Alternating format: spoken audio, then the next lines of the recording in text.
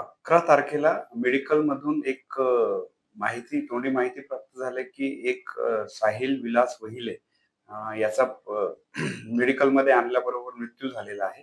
अशा माहितीवरून आम्ही स्वतः व आमचा स्टाफ मेडिकलमध्ये पोहोचलो असता संपूर्ण घटनेची माहिती घेतली असता, अशी माहिती मिळाली, की 9 तारखेला रात्री 9:30 वाजता 2 लोकांसोबत यांचं भांडण झालेलं आहे आणि सगळे 4ही लोकं बलून डेकोरेशनचं काम करायचे.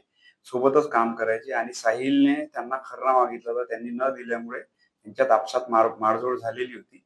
तर याच्या डोक्याला एक 2 पैकी एक आरोपीच्या हातातला कडा लागला होता आणि हातबुक्कीने मारहाण झाली होती. त्याने पोलीस स्टेशनला रिपोर्ट पण दिलेली होती.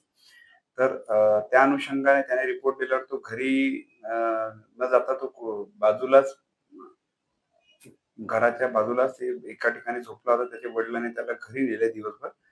तो दिवसभर घरी झोपलाच राहिला आणि रात्री त्याला चांगलं न वाटत असल्यामुळे मेडिकलमध्ये नेले असता त्याचा तिथे मृत्यू झाला. तर घटनेची पूर्ण माहिती घेतली असता यांच्यात खर्ऱ्यासाठी भांडण होऊन क्षुल्लक कारणावरून आणि कोणाच्या 2 पैकी एका आरोपीच्या कडा त्याच्या डोक्यावर लागला होता आणि त्याच कड्याच्या ह्याच्यात हेड इंजुरी झाल्याने त्याचा मृत्यू झालेला आहे. या आरोपीच्या बाबतीत हा नेहमी 8-8 दिवस बाहेर राहायचा, दारू प्यायचा, खूप अत्याधिक व्यसनी झालेला होता.